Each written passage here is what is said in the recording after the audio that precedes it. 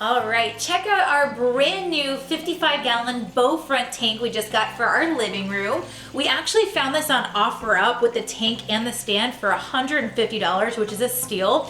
So we decided to upgrade our amphiuma, put some fish in there, and it's a really pretty tank. So today we're just gonna give you, I guess, a fish tank tour and introduce you to the amphiuma, and it's gonna be a lot of fun.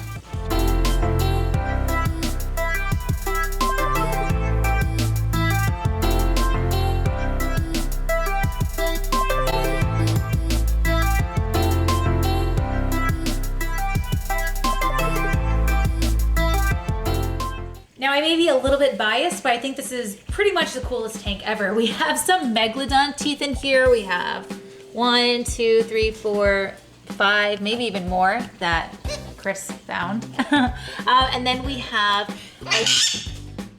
excuse me, we're trying to film. Then we have some gator. Lucky. Okay, I think you need to go back.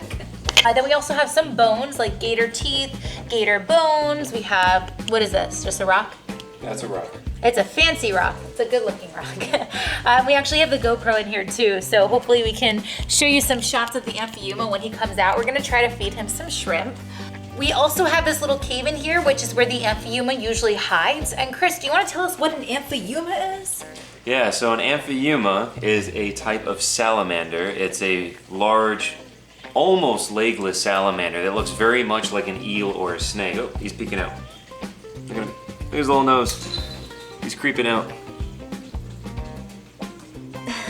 And these are native to Florida, right? Yeah, so here in Florida, in South Florida, we have the two-toed amphiuma, and he's actually a three-toed amphiuma. So we don't have those down here, but I actually caught him down here. He was imported in the pet trade, and I actually caught him in a little kind of waterway outside of a dealership area. So caught him, kept him, didn't want him to become another invasive species out here. And how long have you had him for? I've had him, I want to say since 2008, something like that. Wow, so like 11 years. Yeah, I've had him quite a while.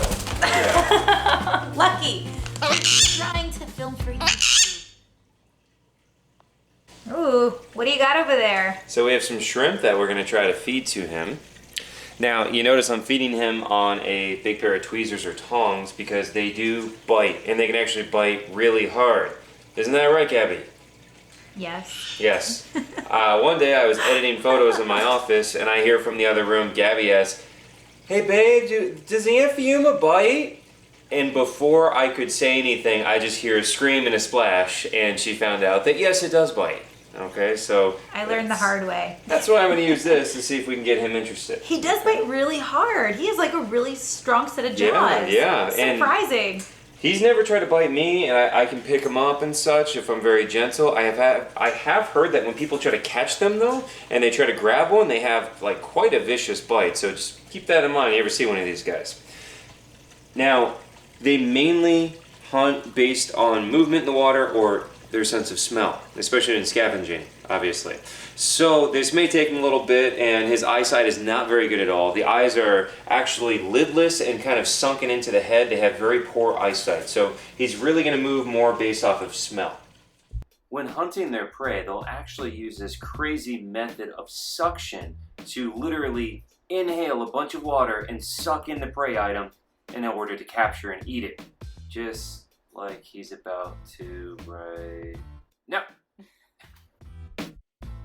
So I'm going to try to gently take the amphiuma out and see if he'll let me hold him so you guys can actually see his full body. Sometimes he lets me, so let's give it a try.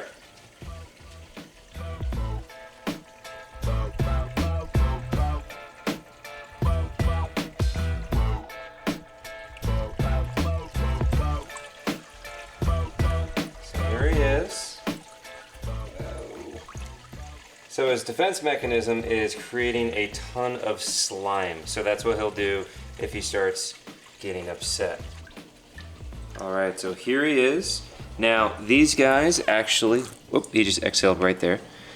He actually has gill openings. They have internal gills, but they also have a pair of lungs that go almost the entire length of the body. So he can breathe air. and they can be out on land. I've actually flipped one under a log in a marsh one time, no water at all. So they do actually come out onto land and can use their little tiny legs to help cross over. Now one of his big defense mechanisms is slime. He just snots all over you. One of my little nicknames for him is a little snot puppy, just because, well, he's cute, like a puppy, and also just slimes everything. So this is another one of the tanks that we have in the living room. It's actually a turtle tank, and we're gonna give the turtle some shrimp. They're not really the smartest turtles. They have no idea what's going on.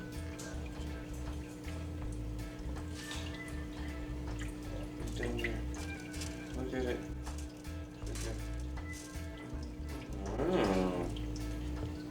Bam! I knew that'd work. While the other one's coming to bite my finger.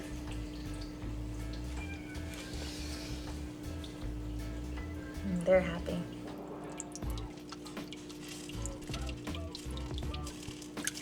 Uh-oh. I really like this tank too. This is like a fancy tank that you won at like an auction, right? Yeah. It's really pretty. It has an open top. The basking platform is actually a filter. And then we have some water, obviously, where they can swim, and plenty of land for them. They definitely need more water.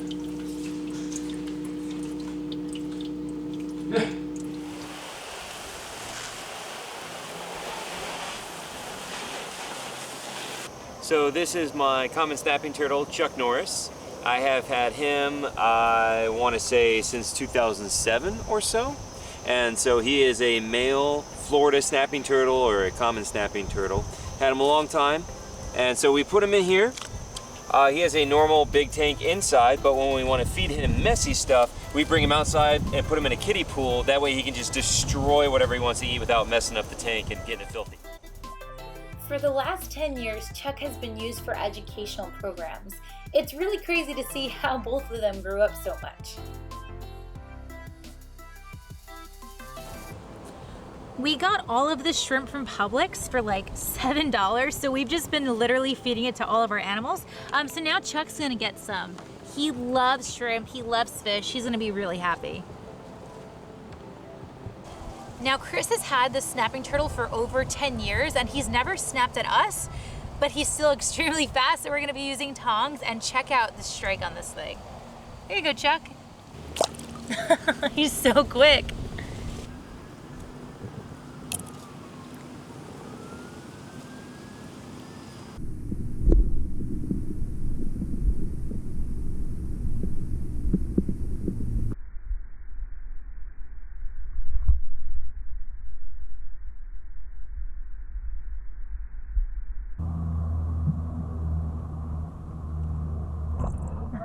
He's so quick. Now, while we have Chuck outside, a lot of people ask us how to safely help snapping turtles cross the road. So I'm just going to demonstrate how we pick Chuck up. Now, obviously, this is a very habituated snapping turtle, so he's not going to try to snap at us, but the wild ones will. They get very defensive. So in order to do this safely, we're going to grab him in the back of the shell right over here by his feet.